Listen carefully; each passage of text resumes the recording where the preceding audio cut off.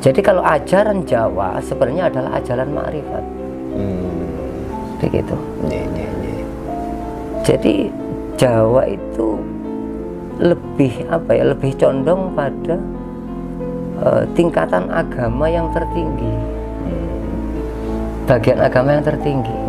Karena Jawa ngerti itu ma'rifat. Lah ma'rifat apa? Ya ma'rifat pada gustinya masing-masing. Ya, mungkin yang murni dari kapitayan itu sudah sulit kita temukan. Sulit kita temukan. Mungkin ya masih ada, tapi sangat sulit kita temukan. Jadi kebanyakan kejawen yang sekarang ini sudah banyak pengaruh-pengaruh dari ya ajaran Wali Songo. Lalu ada banyak sedulur-sedulur dan juga tokoh-tokoh gitu, khususnya yang di Ngaji Roso itu ada kerinduan untuk mencari Jawa yang murni tadi. Kira-kira menurut Ustadz Ruli kenapa mereka kok punya kerinduan untuk mencari kemurnian itu, dan seolah-olah dari pengaruh Wali Songo itu bukan mereka tidak terima, tapi mencoba untuk lebih masuk ke yang murni lagi. Yang murni lagi. Kinan kinten karena apa kalau menurut Ustadz Ruli?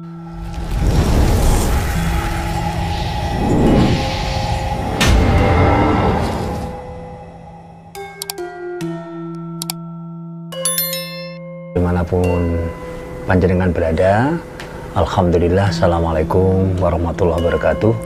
Shalom, salam sejahtera, Om Swastiastu, Namo Buddhaya, salam kebajikan, Rahayu, Sagung Tumati. Senang sekali malam hari ini, ya ini pas malam ini hari pertama puasa, take record ini, jadi kita sungguh bahagia. Kami ucapkan kepada sedulur-sedulur yang saat ini menjalani ibadah puasa di bulan suci Ramadan, semoga keridhaan Gusti selalu bersama kula panjenengan sedaya. Dan ya malam ini kita bertemu di kalau kita bilang Nusantara Spiritual Forum spesial hanya berdua gitu ya. Sahabat saya, guru saya yang lama tak berjumpa secara fisik, tapi batinnya selalu sambung. Menika ada Ustadz Ruli. Assalamualaikum Ustadz. Waalaikumsalam. Sugeng dalu. Semoga semakin memperkaya khasanah kita di dalam spiritualitas, di dalam pengalaman-pengalaman untuk lebih mendekatkan diri kepada Gusti Allah Subhanahu wa Ta'ala, Tuhan Yang Maha Esa.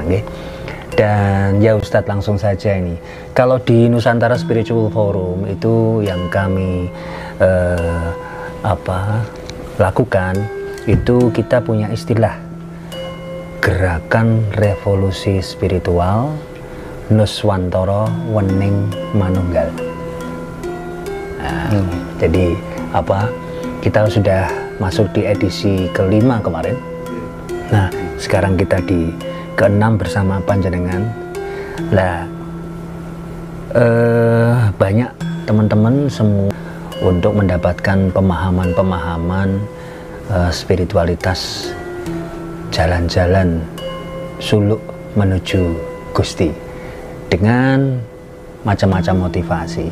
Nah, ini kami anggap sebagai salah satu dari proses revolusi spiritual itu. Jadi berusaha untuk semakin ngaweningangken batin sedaya, lajeng manunggal, lajeng sinergis positif, akhiripun saged mangun. Terus pundi menurut Ustadz Ruli? Nggih. Matur sembah nuwun. Nggih. Jadi memang sebelum-sebelumnya saya sudah sudah memiliki angan-angan ya, cita-cita dan semangat, dan sering juga saya tulis-tulis gitu, kayak bangkitlah ruh-ruh Nuswantaraku gitu. Itu juga alhamdulillah kok setelah itu ya ditulis kok banyak fenomena-fenomena yang muncul dari generasi-generasi muda, itu banyak yang sekali yang suka yang sudah mulai membiasakan diri untuk lebih mengenal siapa dirinya seperti itu. Alhamdulillah seperti itu. Jadi saya sangat mendukung sekali, dan saya sangat bangga dengan adanya channel-channel yang juga untuk membangkitkan rasa itu untuk membangkitkan rasa itu. Seperti itu. Karena sudah menjadi hal yang lazim sebenarnya bahwa sejarah daripada umat manusia khususnya kan kalau kita kembali kepada tuntunan ajaran dari agama Muhammad SAW bahwa ada peristiwa tanazul dan ada peristiwa pula taroki. Tanazul itu adalah perjalanan wujud dari atas ke bawah. Kalau taroki itu perjalanan wujud dari bawah ke atas. Artinya dari atas ke bawah itu min ahsani takwim ila asfala safilin, begitu. Kalau bahasa Al-Qur'annya itu manusia itu berasal dari ahsani takwim, makhluk ciptaan yang terbaik. Kemudian diturunkan sampai ke asfala safilin, tempat terendah atau alam terendah, yaitu alam dunia. Nah, ahsani takwim itu ada di mana? Ahsani takwim itu ada di alamil arwah, di alam ruh. Kemudian sampai diturunkan ke alam dunia. Ke alam dunia, yaitu asfala safilin, begitu. Nah, ini saya lanjut nih. Monggo, langsung mawon. Karena sejarah kita itu tanazul, turun, maka kita harus bisa taroki, kita harus naik lagi. Kalau bahasa umumnya kan minallah ila Allah. Berasal dari Allah, kan kembali kepada Allah, seperti itu. Itu termasuk kalau yang orang Jawa bilang sangkan paraning dumadi. Jadi sangkan paraning dumadi itu sebenarnya kalau kita ngambil dari Al-Quran itu dari ayat wal tangzur nafsum ma qaddamat lighad. Artinya hendaklah setiap diri itu memperhatikan ma qaddamat lighad, bagaimana peristiwa sebelum dia terlahirkan di alam dunia. Itu ma qaddamat lighad, untuk apa? Untuk perjalanan selanjutnya menuju kembali kepadanya. Lah, jadi ma qaddamat lighad ini kalau dibahasakan bahasa Jawa itu sangkan paraning dumadi. Jadi ma qaddamat itu sangkan, lighad itu paran, begitulah. Jadi bahasa sangkan paraning dumadi itu Al-Quran sebenarnya. Matuk ya. Lah, gitu. Dan saya yakinnya begini Pak Bibi, nyuwun sewu nggih. Monggo. Antara tasawuf Jawa istilah tasawuf Jawa begitu ya. Tasawuf Jawa dengan tasawuf yang dari Arab lah misalnya. Nah, itu sebenarnya Jawa sendiri itu bagian dari tasawuf. Kan Jawa itu kan ngerti tuh kadang. Lah kan ngoten nggih. Jawa itu kan maknanya ngerti. Nggih. Lah kalau kejawen berarti kan pangerten kan ngoten nggih. Lah ngerti, yang dimaksud ngerti itu apa? Ngerti itu lebih dari tahu. Nah, berarti ngerti itu makrifat sebenarnya. Jawa adalah makrifat. Jadi kalau ajaran Jawa sebenarnya adalah ajaran makrifat. begitu. Yeah. Jadi Jawa itu lebih apa ya, lebih condong pada tingkatan agama yang tertinggi, bagian agama yang tertinggi. Karena Jawa ngerti itu ma'rifat. Lah ma'rifat apa? Ya ma'rifat pada gustinya masing-masing, ma'rifat pada hakikat wujud daripada seluruh semesta dan manusia. Nah, itu Jawa sebenarnya. Dan kalau sejarah Jawa memang jauh lebih lama ya, sejarahnya, keberadaan ya, ya.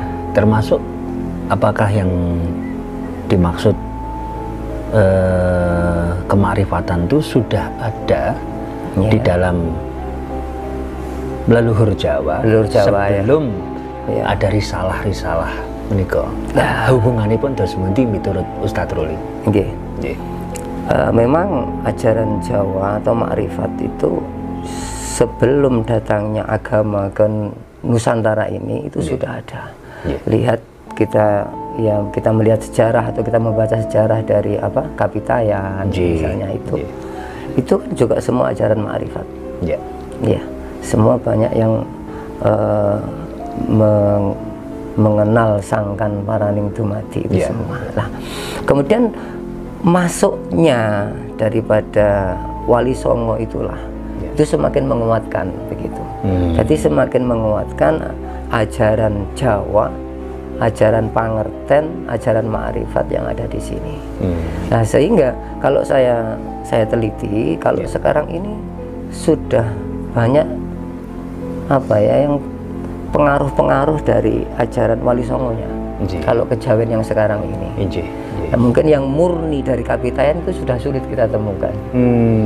Sulit kita temukan. Mungkin ya masih ada, tapi sangat sulit kita temukan. Jadi kebanyakan kejawen yang sekarang ini sudah banyak pengaruh-pengaruh dari ajaran Wali Songo. Lalu ada banyak sedulur-sedulur dan juga tokoh-tokoh gitu, khususnya yang di Ngaji Roso itu ada kerinduan untuk mencari Jawa yang murni tadi. Kira-kira menurut Ustadz Ruli kenapa mereka kok punya kerinduan untuk mencari kemurnian itu, dan seolah-olah dari pengaruh Wali Songo itu bukan mereka tidak terima, tapi mencoba untuk lebih masuk ke yang murni lagi. Kinten karena apa kalau menurut Ustadz Ruli? Ya mungkin sudah menjadi perputaran takdir ya. Jadi perputaran takdir sebenarnya semua itu hanya berputar saja kan. Semua itu hanya berputar saja. Jadi yang dulu diulang lagi. Ya mungkin yang modelnya saja mungkin yang beda. Modelnya aja yang beda. Iya. Jadi seperti ya zaman dulu misalnya ya para nabi-nabi begitu, karakternya Nabi A misalnya begini. Terus kan khalifahnya kan masih terus berjalan. Iya. Sampai kapanpun yang namanya khalifah dari para nabi itu tetap seperti ulul azmi ya, mulai Nabi Ibrahim karakternya seperti apa sampai Nabi Musa dan Nabi Isa. Nah itu semua itu tetap muncul melalui khalifah-khalifahnya. Nah, dan itu bisa kita lihat, bisa kita perhatikan dari karakter-karakternya, karakter-karakternya. Dan itu semua punya khalifah. Artinya siklus ini yang disebut Ustadz Ruli tidak perlu dikhawatirkan sebagai seolah-olah memisah antara katakanlah simbol-simbol dari Arab dan simbol-simbol dari Jawa sendiri ya. Tidak perlu dikhawatirkan ya. Tidak. Semua itu sudah ada tempatnya masing-masing. Sudah ada tempatnya masing-masing. Dan memang kalau kita lihat sejarah dari para nabi dahulu, nabi yang diturunkan oleh Allah kemudian membawa risalah masing-masing, itu memang dari para nabi itu belum lengkap ya, belum lengkap.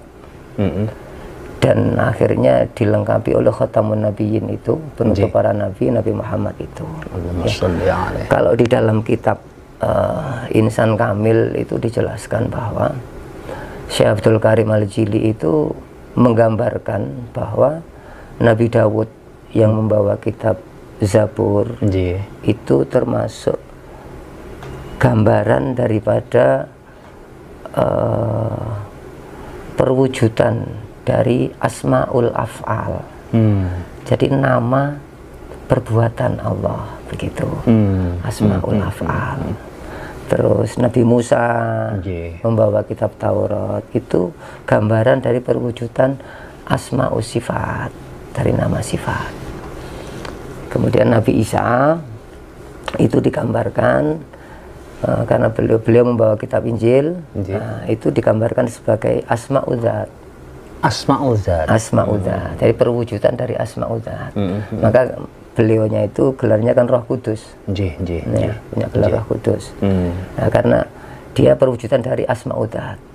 Nah, sedangkan Nabi Muhammad itu membawa Al-Quran itu sebagai gambaran dari perwujudan zat.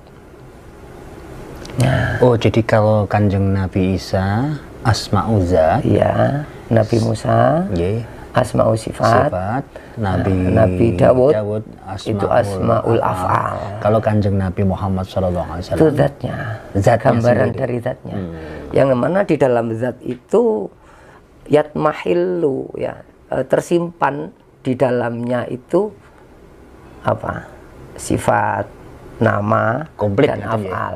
Nah, komplit. Gitu. Sehingga beliau itu jadi penutup.